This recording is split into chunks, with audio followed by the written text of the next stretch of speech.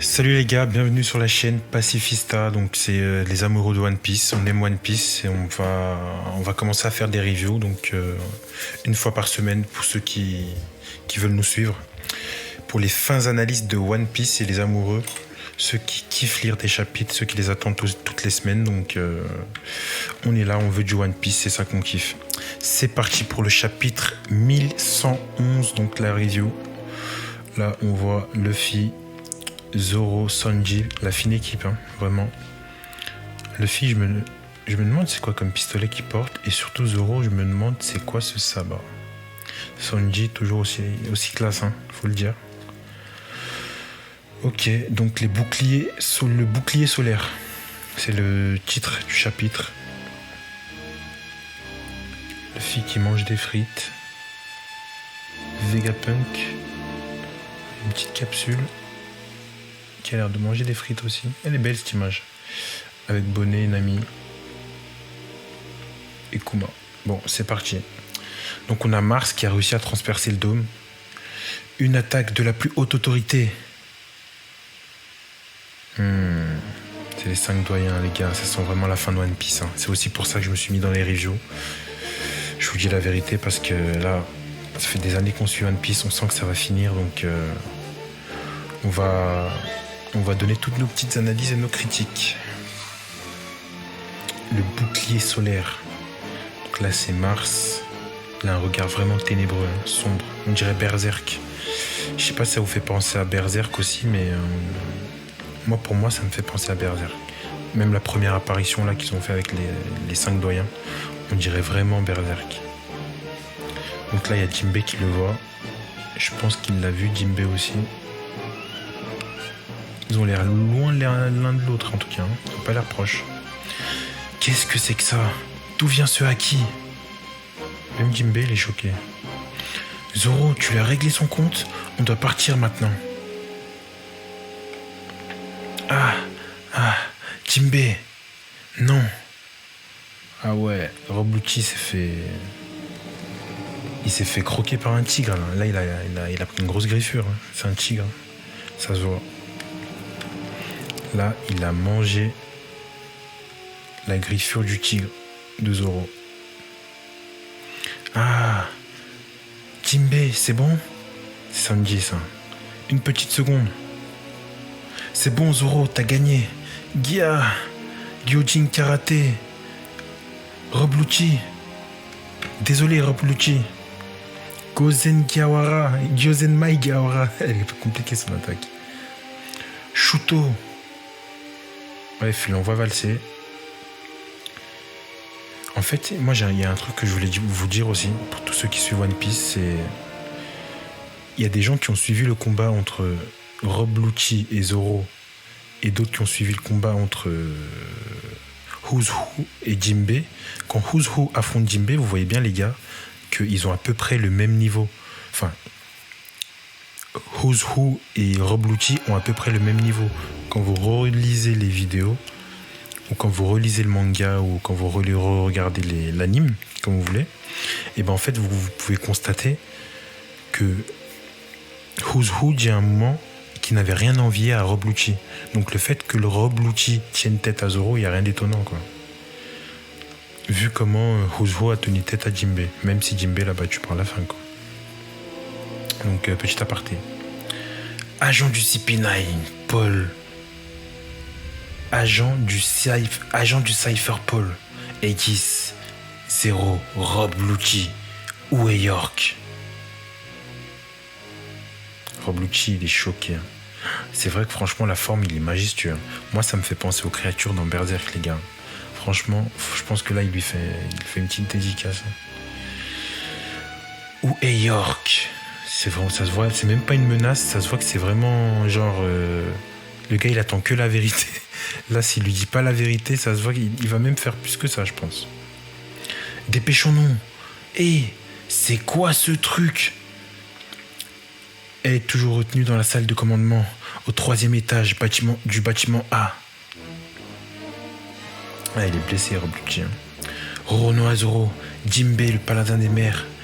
5 autres membres du chapeau de paille et 2 des 2 satellites de Vegapunk s'apprêtent à s'enfuir par la porte arrière de la zone de recherche. Il y a 85 agents du Cypher Pole et 4 séraphins au sous-sol du labo. Pour finir, la diffusion du message de Vegapunk reprendra dans 6 minutes. Il est essoufflé. Beau travail. Je n'ai rien d'autre à te demander. Ah, il est ténébreux, le dragon céleste. Ah, il est ténébreux. Franchement, il est ténébreux.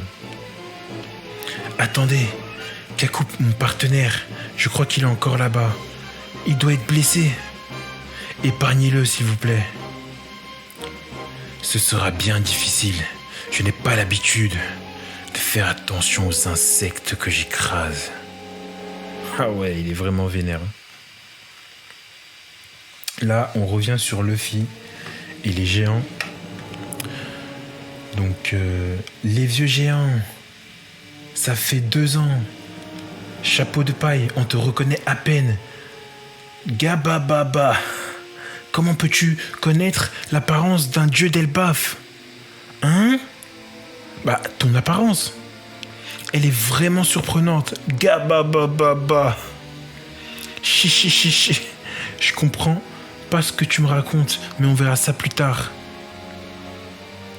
Les géants, ils tombent mal.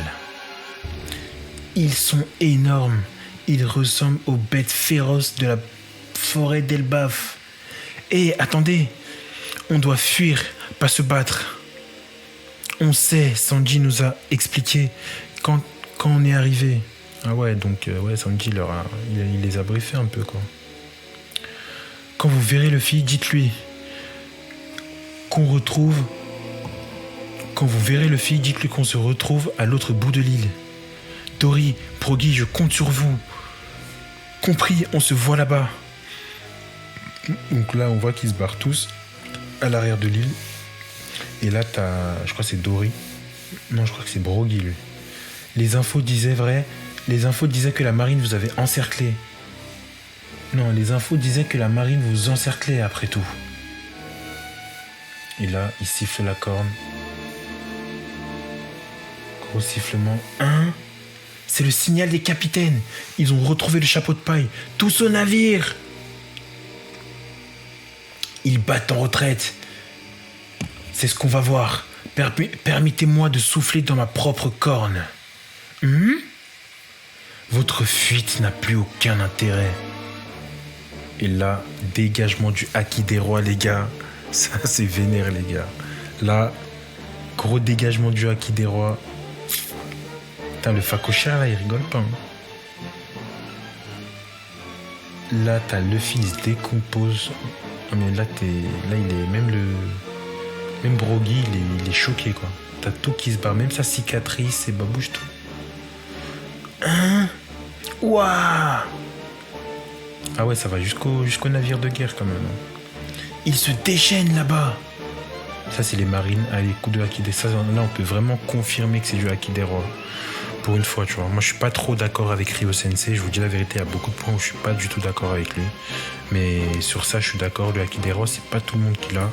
Et quand Oda, il le met, il le prouve avec des gens qui tombent dans les pommes, simplement. Donc là, gros haki des rois confirmé pour Gorosei. Tout va bien, chapeau de paille? T'as tenu le coup? Ton corps est vraiment drôle. Guihahaha. C'était moins une. Ouais, il recolle sa cicatrice. Putain. Un rugissement du haki des rois. Qui est ce type? Un gros calibre du gouvernement. Et là, je crois que c'est Mercury. Il saute. Brogy, ouais. Grosse attaque avec des lames. Donc maintenant, il a transformé ses cornes en lames. J'ai l'impression qu'il peut modeler ses cornes à volonté. Il peut modeler ses cornes à volonté. Donc la grosse attaque. Taiyo Notat. Je sais pas comment il s'appelle ça. Donc là, il part l'attaque. Quelle destinée vous unit? Avez-vous une idée de qui est cet homme? Bien sûr qu'on sait. Gabababa. Gahahaha. C'est notre pote. Et là, il renvoie Mercury. Skillja. Là, il le renvoie fort. Hein. Donc là, on retourne sur Saturne. Si c'est le cas, on va devoir vous effacer de l'histoire en même temps que lui. C'est du venin, attention! Là, Luffy, hop, il chope une sorte de palmier, on dirait. Il peut modeler des formes, hein, Luffy. Hein. Son pouvoir, il est intéressant en Gear 5. Hein. Franchement, il est pas con. Hein. Il est stupide, en même temps, il est intéressant, son pouvoir. C'est vraiment une liberté incroyable, quoi. Là, il transforme une batte, il met le casque, baseball, 56. Je me demande si ça fait référence à quoi, le numéro 56 dessus. Là, il renvoie les boules de poison.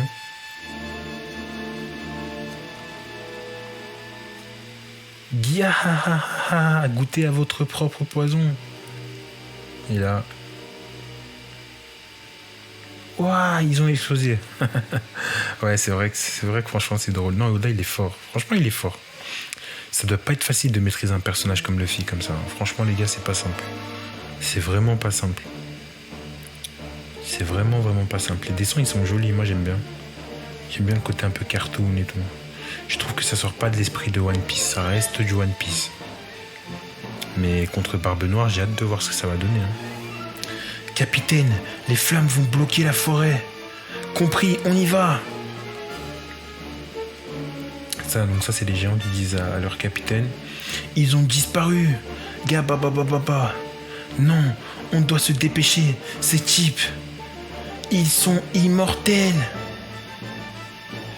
Et là, ouais, c'est sombre. Franchement, c'est sombre, c'est stylé. Hein. Comment ils reviennent là en mode sombre. Alors, on se tire. Ils sont vraiment immortels? Aucune idée. Mais quoi que je fasse, ils reviennent toujours. Je n'ai jamais entendu parler d'une race ou d'une capacité qui confère ce genre de pouvoir.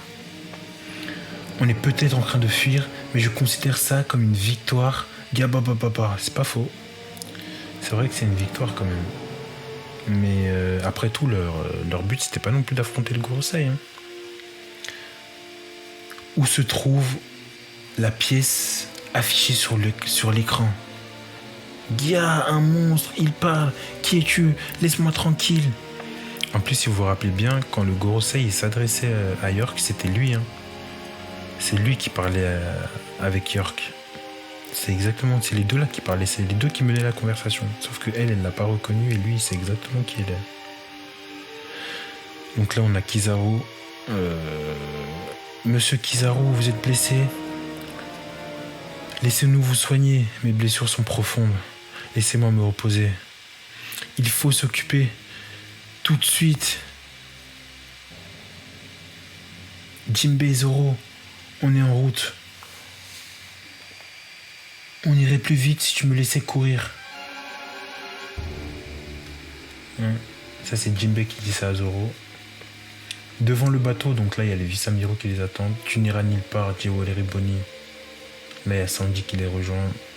Quelque chose de bien plus grand qu'un géant vient d'apparaître sur la côte nord-ouest.